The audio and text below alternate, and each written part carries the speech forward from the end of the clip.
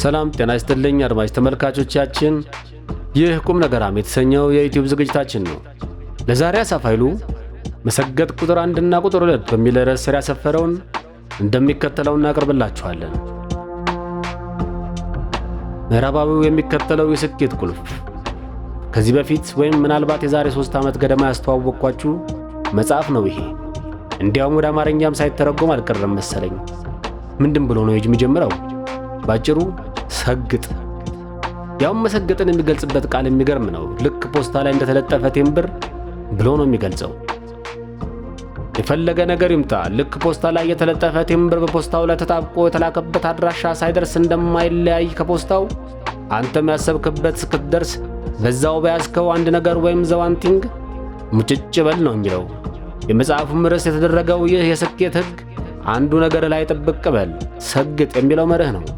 መሰገጥ በምዕራቡ የስኬት አስተሳሰብ ትልቅ ዕውቅና ያገኘ የብዙዎች የስኬትና የጽናት ሕግ ነው።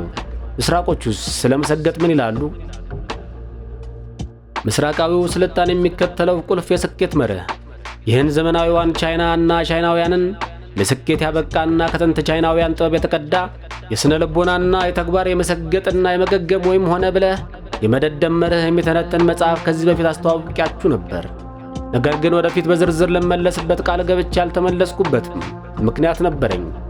እጅግ ብዙ ዝርዝር ለየብቻው የቆመ ግን ለተመሳሳይ ዓላማ ጥቅም ላይ የሚውሉ እጅግ በርካታ ወይም ከ100 በላይ ንዑስ መርሆች ያሉት ስለሆነ ከዚህ ቀደም አንዳንድ መጽሐፍት እንዳደረግኩት በተከታታይ ጊዜ ሰጥቼ ሙሉውን ለአንባቢያን ለማስነበብ አስቤ በተለያየ የጊዜ እጦት ስላልተሳካልኝና ትኩረቴን የሚሻሙ ሌሎች የየወቅቱ ንባቦች ስላዘናጉኝ ነበር።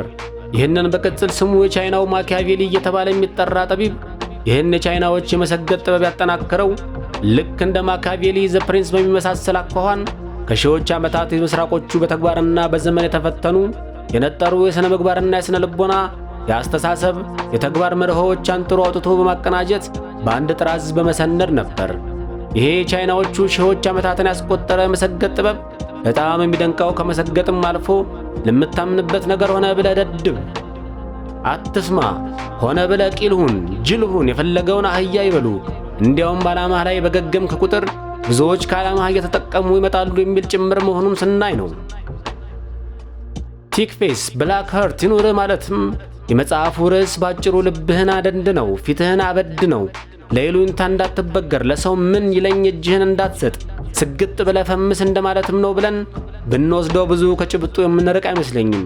ለምሳሌ ኃይሌ መጽሐፉ ቃል በቃል የሚጀምርበትን የታላቁን ባለቅኔ የላውዙን የቅኔ መድብል እንደ ዋና አስረጂ መርህ ቆጥሮ የሚያሳይበት ሆኖ እናገኘዋለን። በኮመንት ላይ ከመጽሐፉ ፎቶ አንስቼ ያስቀምጬዋለሁ። ከክርስቶስ ልደት በፊት በ570 ዓመታት ቀደሞ የተወለደው የቻይናውያኑ ጠቢብ ላውዙ ምንድን ነው የሚለን?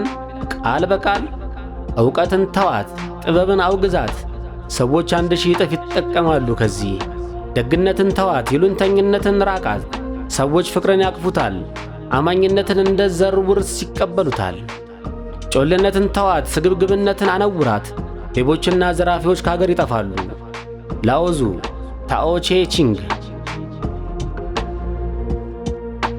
እንግዲህ ይህን የመሳሰለው ምስራቁን ዓለም ለስኬት ያበቃው መገገም የመሰገጥና ሆነ ብሎ ለታላቁ ዓላማ ሲባል ራስን የማደደብ ዓይንን በጨው ማጠብና ጉልብልጣብልጥነትንና ደርባይነትን ጩቅነትን የመተው ነባር ፍልስፍና እንዲያውም እስከ ዛሬ ትክክለኛ ርዕስ አጥቼለት ነበር።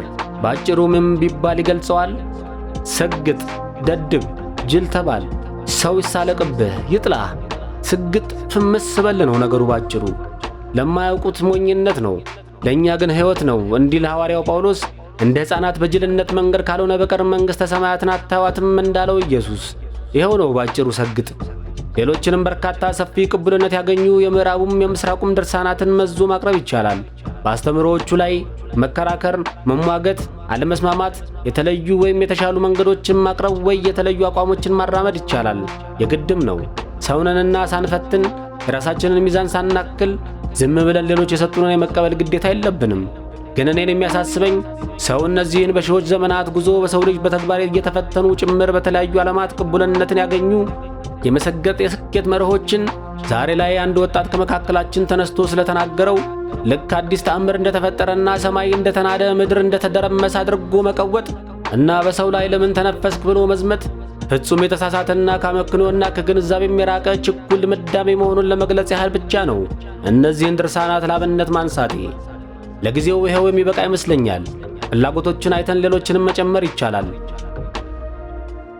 ሰግጥ ባትፈምስ እንኳ አይ አንሰግጥም የሚል ካለም he or she is more than welcome, but everyone is entitled to his or her choice, and no single idea is to be worshipped and others wild. That's my base point. Cheers! በድጋሚ ሸጋ ቀን። አሳፍ ኃይሉ